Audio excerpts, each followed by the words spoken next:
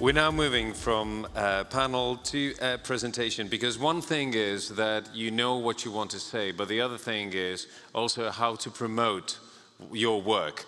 And now we're going to talk about the marketing around series, and we're really glad that we have here the founder of Alphapanda, the film marketing agency specializing on digital. Please welcome Mathias Noschis. Hi, Mathias.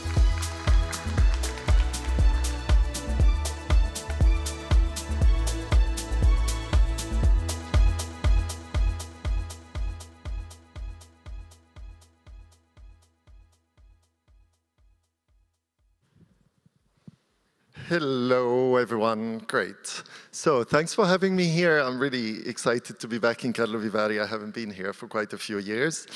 I'm here to talk to you about strategic marketing for series in the streaming era.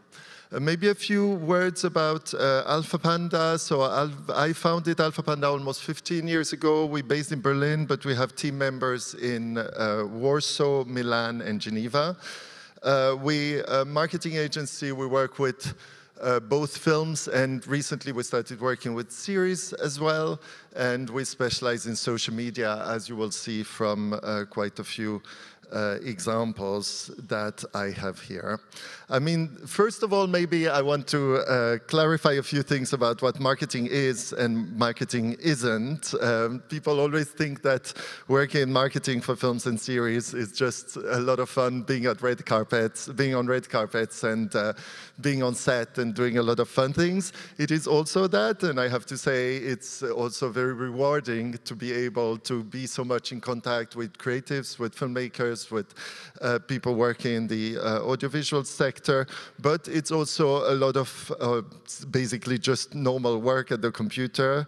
I would say, you know, there are a few basic rules of marketing that is really important to always keep in mind when you want to market a series or a film.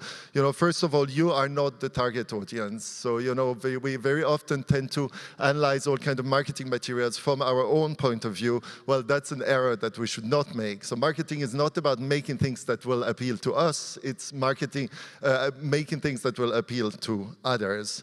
You know, it's very important to research trends, channels, understand what's going on in the market, how is social media developing, how are other type of communication channels evolving. Also, it's important to understand that marketing is, you know, putting your creativity at the service of the creativity of others. Real creatives in the audiovisual industry are the people that were just sitting here before me on the panel. You know, they are the people who are putting their creativity into their series. And so in my experience, you know, often the main, let's say, mistake in marketing is trying to kind of overtake the creativity and being even more creative. No, that's not the point. You know, you need to be at the service of the film or the series you're working on. On the other hand, you know, what I always say when I'm meeting creatives, when I'm meeting screenwriters, when I'm meeting showrunners, when I'm meeting directors is, you know, your job is to make a series as complex as possible. You're mixing genres, you're adding layers, you're creating really complex characters. My job is to simplify this to one sentence, or even not a sentence, one image where people have to think, oh, I want to know more, or no, this is not for me. And so by definition, the marketeer and, you know, the creator are a bit like opposing, but at the same time, I think this opposition is also what makes, like, you know, marketing work so interesting, and this is also what kind of create then the best marketing at the end. So I think we need to kind of embrace that opposition rather than trying to hide it or to pretend that it doesn't exist. So basically, I'm here, you know, I've been working now for almost 20 years in the film industry, and I've only recently started working in series. So the way I have structured this presentation is mostly on, you know, like basically a confessions of a marketer who has moved to series, and mostly like try to point out the main differences and strategic differences between marketing films and marketing series. Let's say for me, at least, the biggest difference that I have noticed over the years is the approval process. Very often when you market films, it's quite easy. When you market series, there's far too many people in the room, and it's very, very difficult to get things through. So I would say that's the biggest difference, but the other differences I will discuss in the next slides. So basically, whenever, we market a film, that is the first thing that people come and tell us, make it look unique. Why? Because festivals are always looking for unique films, for new films, for films that push the boundaries of the filmmaking in general. Art house audiences, they're very savvy, they have seen a lot of films. They're looking for new films, for films that are really unique, for films that are different from what they have seen before.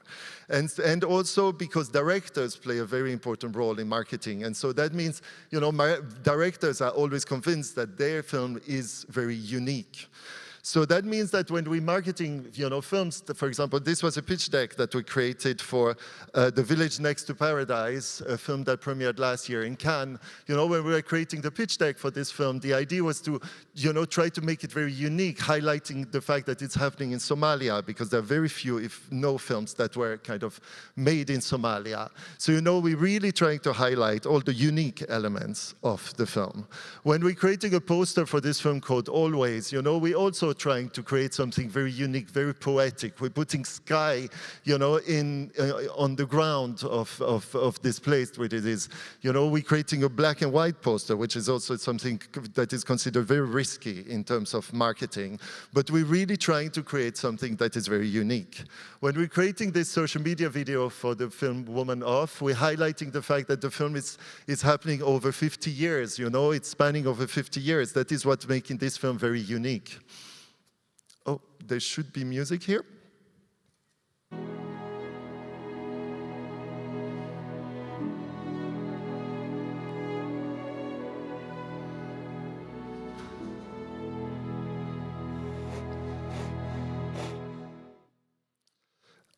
When marketing series, it's the opposite. Make it look familiar. That is the main brief that we're receiving. Why is that? Because, series are always meant for larger audiences, and these kind of audiences, they're really looking for recognizable elements, They're looking for elements that will make it less risky. They're thinking, I'm going to be spending 5, 10, 20 hours with those people, with that series. I want to have some elements that I can recognize so I know more or less what I'm going into. And also because the driving force behind like a series is very often much closer to the market. It's a broadcaster, it's a platform. So they will want to kind of make it look familiar. So it means, when we're creating like pitch decks, for example, this is a pitch deck for a series that we created called Superior. We're trying to make it look as much as possible the same as Elite or as Riverdale, because we want immediately to understand in which type of series we are. Or, for example, when we created this other pitch deck for Dolce Amelia, this is a series, this is a Swiss series about the invention of chocolate. This is, we were obviously, I suppose everyone recognizes it, we were told, make it look as similar as possible to Queen's Gambit, because that is really our reference, So basically, whenever you're working on the marketing of a series, you always take 1, 2, 3 iconic series and try to associate with them. I mean, of course, this is not the case for every series out there. Like platforms can kind of reinvent the rules and launch their own trend, so recreate the marketing of certain series. But that's platforms, because they are so huge that they can do that. But I would say that for independent series, trying to reinvent things, trying to kind of create something that's completely unique out of, that can't be associated with anything, is a very dangerous and risky way to go. But that also means, of course, that most of the images that you can see here are images that were created with AI, because of course that is the way to kind of create those kind of images that look familiar from a certain series world, but at the same time that are depicting the world that you want. So what does this mean, this big difference? It means like, obviously, like in terms of B2B marketing, you're marketing when you're searching for financing, when you're searching for distributors, salespeople, you will be actually really associating the series with like existing ones. It also means like in the materials, you will be in a visual environment that's very recognizable, that is kind of familiar. It also means that the festivals are playing a very different role, you know, in these two industries. And let's be honest, they're playing much less of an important role in the series world, in the same way as festivals play less of an important role in the world of Hollywood films. You know, for Mission Impossible, it's nice to go to Cannes, but they don't need Cannes to exist. And then, of course, in social media, because, I mean, I will also show you a few examples, but social media, in terms of promoting films and promoting series, is fundamentally different. Now I was trying to think, like, what are the keywords of series marketing, you know? And I wanted to create a slide with 3 keywords, but then at the end of the day, I realized that my 3 keywords would probably be character-driven, character-driven, and character-driven. So I decided to just focus on one. I mean, I remember talking to the head of Netflix originals, original documentaries a few years ago for Germany, Switzerland, and Austria. And, you know, he said, like, you know, the #1 rule if you want to approach us is tell us about the characters. If you say, this is a film about systemic race, this is a series about systemic racism, this is a series about how climate change affects blah, blah, blah, I'm not interested. If you tell me this is a series about Petra, who is fighting against climate change in this and that way, I want to listen more. And I think that is very, very true, you know, that is really like a fundamental of marketing series. Why is that? Well, of course, because audiences want to relate to characters, you know, they're thinking, well, will I spend the next 5 hours or the next 20 hours, as I said, like with these characters? That is the main question that audiences are asking themselves. Of course, there are exceptions to this. You know, there were quite a few people this morning talking about the series Adolescence. Adolescence is a series that is still marketed in a different way. But I would say that generally this rule applies. So that means, of course, you know, again, whenever we kind of putting together pitch decks, whenever we kind of do preparing like marketing materials, there will always be a very, you know, like big importance that is given to characters, also to make sure that there are different characters that different target groups can identify with. I mean, also, you know, even for maybe some series that are not super multi-character or not naturally multi-character, that only have 1, 2, or 3 characters at their heart, very often in the marketing of the series, you will be pushing those characters. You know, you will be pushing the number of characters that people can identify with. So, you know, sometimes it's not about being fully true to the series and saying, well, we've got these 7 characters that are all equally important, but it's more in the marketing material, you can actually like give all those characters a bigger importance. Then, of course, there are some other series. For example, we worked on the launch at Cannes series of this series called Maxima. This is the story of Maxima of the Netherlands. This is basically a woman who falls in love with the crown prince of the Netherlands, and she knows that he will become a king one day. I mean, of course, here it is difficult to kind of really turn this series into a multi-character series. We're asking ourselves the questions when putting together a marketing strategy for this. The series itself is already called Maxima, so you know you really have one character at the heart. So then in those kind of cases, it's very, very important to try to kind of create a relation between potential audiences and that protagonist of the series. And so obviously, you know, a lot of the marketing was aimed at getting people to ask themselves, what would I do if I fell in love with a crown prince? Would I be ready to kind of become that public figure? Because obviously, if your viewers, or if your potential viewers, start asking themselves the questions that your characters ask themselves, that means that half of the job is already done. So, you know, identification with the characters is really key, I would say, much more with series than it is with films. That would be for, like, let's say, the strategic part. Then, of course, what changes is also formats. So in particular, you know, the evolution of social media and the development of streamers has created really like a completely new promotional formats. I don't know how many of you are actually following what Netflix in particular does on social media, but Netflix on social media creates a lot of original content. And you could say, well, that's quite funny because at the end of the day, you know, they actually have like the series themselves, which should be like a starting point, which gives you like so much material to work from. But at the same time, they're still kind of creating a lot of original formats in which, you know, the idea would be in these new formats that you are kind of blurring the lines between character and actor. You're interviewing an actor and you're asking, what would you do if you were put in the situation of the character? How do you relate to this character and things like that? This is something, you know, that's proven to work extremely well on audiences because somehow, as I was just saying before, this is a way to kind of to get audiences to feel closer to character and to identify with those characters. So let me show you, for example, this is an interview that we just created for a film, but that's really inspired exactly by these formats that basically Netflix and other platforms create. Hi, I'm Mala Ender, and I'm playing Vera Brandes in the film Köln 75. I'm Vera Brandes, probably something like the original.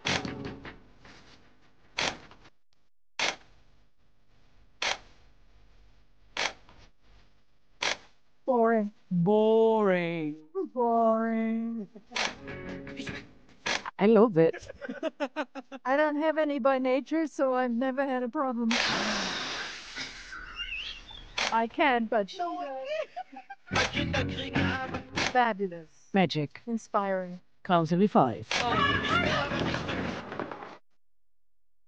Okay, so if we try to analyze a little bit here, you know, obviously, I suppose you, exactly the same as me, had never like met or seen these people before. I had no idea who Vera Brandes actually is.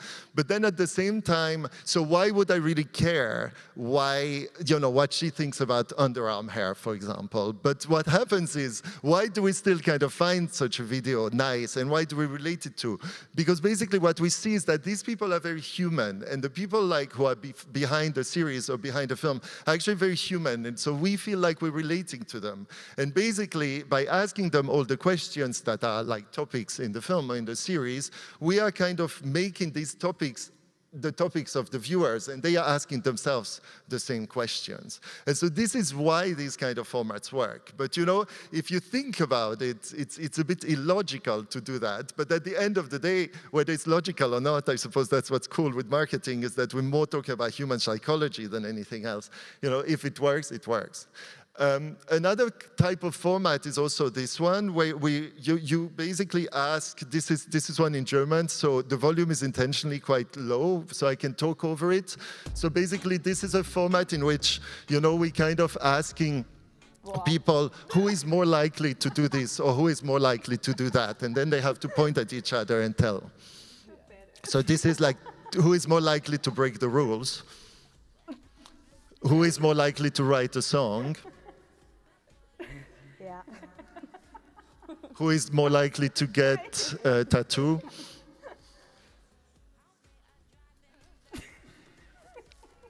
And who is more likely to fall in love with a friend from their team?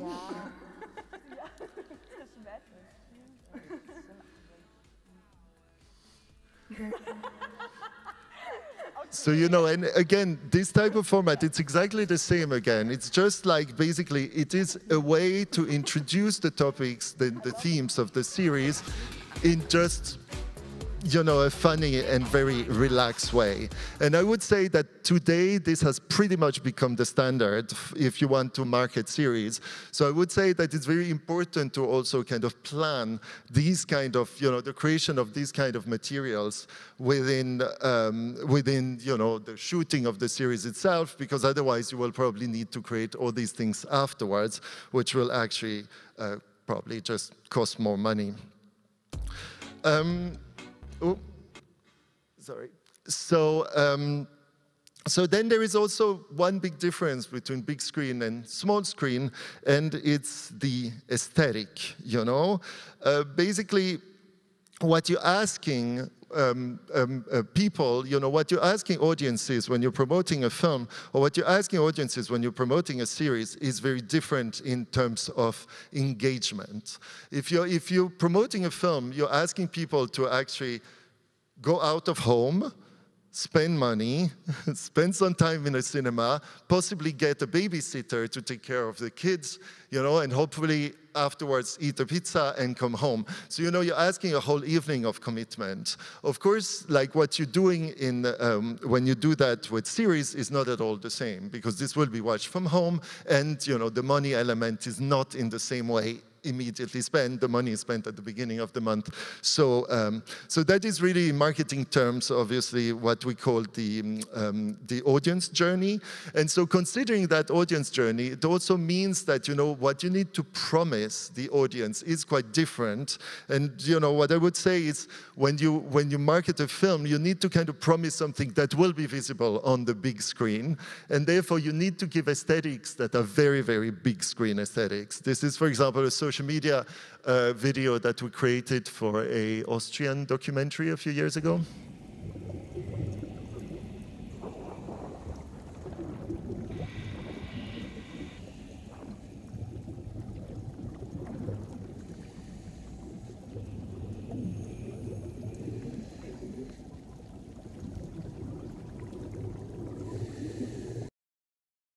It's slow, it's screaming big screen. It's quite, I mean, this is quite a challenge nowadays, obviously, with social media, because we start from this format. We need to kind of turn it to this format to create promotional assets in order for people to, in their head, think about like this format again. But anyway, that's always what we try to do.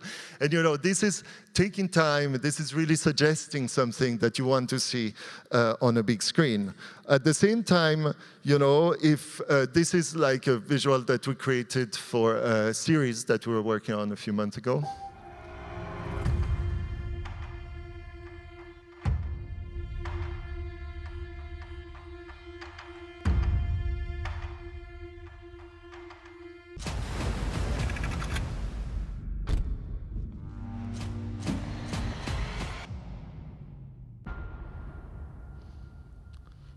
So, obviously, you know, this is a different type of aesthetic. Why? Because what we want is to capture the attention of a large audience in a very busy timeline. The slower video that you just saw earlier was not necessarily doing that. That was only for a smaller part of the audience. Here we want to attract the attention of a larger part of the audience. They're very familiar aesthetics. So, you know, people just go like, I recognize those aesthetics and things like that. I'm sure that most people in this room prefer a lot the first video that I showed, than the second one, because, you know, you people are at the film festival, you people are people who like art house films and who like a certain type of aesthetic. But at least in our experience, the second format is the type of format that works better and that gets better results in terms of attracting attention and attracting engagement. So, you know, the aesthetics of like the big screen, small screen, the different aesthetics, and it's really important to kind of be very up to date with the type of aesthetics that will work or that won't work. And then the last, my last point is obviously like the big difference of the format itself. A series has multiple episodes and a series has multiple seasons. This is something that offers a lot of opportunities in terms of marketing, and in particular in filling the gaps. I mean, nowadays, of course, most series are programmed in a way that, you know, the episodes are all available at any one time, so you can't really like play that much in between episodes, but sometimes we get a chance. For example, we worked on a series a few months ago that was a mini-series in 4 episodes that was released in 2 episodes and 2 episodes, so in between the episodes, that was 1 week, we actually kind of decided to create a visual that I would just show you. So basically this is, we subtitled this in English. I mean, it's for French-speaking audiences, and then we subtitled in English, so you will see there's quite a lot of subtitles in there. But basically, at the end of episode 2, one of the characters had disappeared. And we don't know, the big cliffhanger is we don't know what happened to her. And then in episode 3, we actually find out that she's dead. So, you know, what we did was we asked the actors, like, what happened to her? And, you know, and the whole point is they have to suggest what could have happened to her. Mais qu'est-ce qui s'est passé avec Julia?